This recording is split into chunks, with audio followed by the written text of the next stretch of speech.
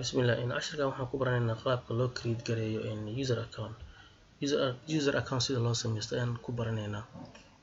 Haddii aan isla fiirino sida loo sameeyo, waxaan tegaynaa start, waxaan tegaynaa settings,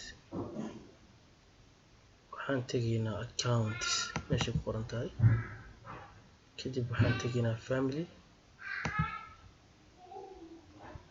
family and other users meesha ku qoran tahay ayaa click siinaysaa.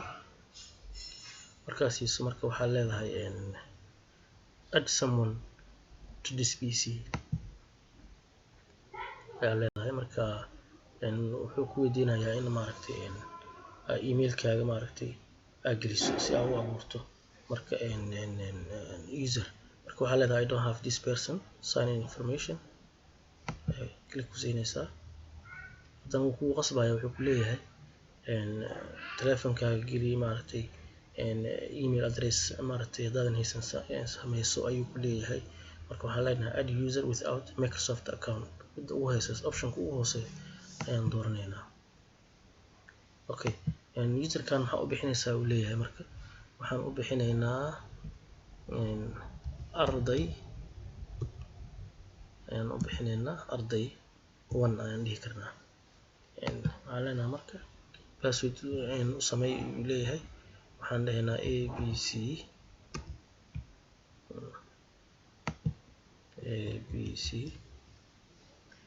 qeybahan hoose oo security-ga wuxuu ku leeyahay in case you forgot your password, wuxuu ku leeyahay marka option dooro oo hadhowdi markii uu kaa lumo passwordkaaga si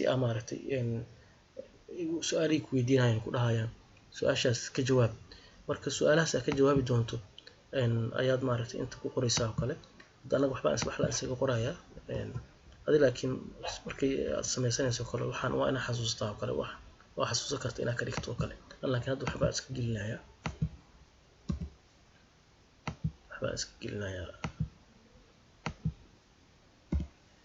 marka next ayaan leenahay. markaas mid hore ayaan sameeyay, kaas ka dhaaf. waa kan hoose arday 1ka meesha ku qoran tahay ayaan hadda sameynay.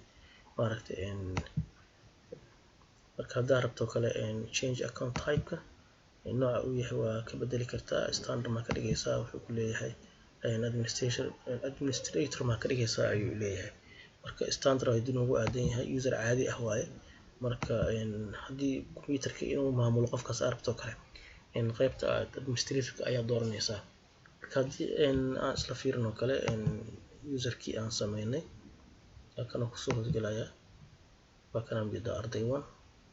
markaas kan waa the main, aniga waaye qofka uu adminka ah. aniga ayaa computerkan adminka ah. labadana ana ayaa sameeyay oo ay hoos yimaadaan waa user caadi ah. marka saas ayaa userka loo create gareeyaa computerkaaga haddaa u baahan tahay.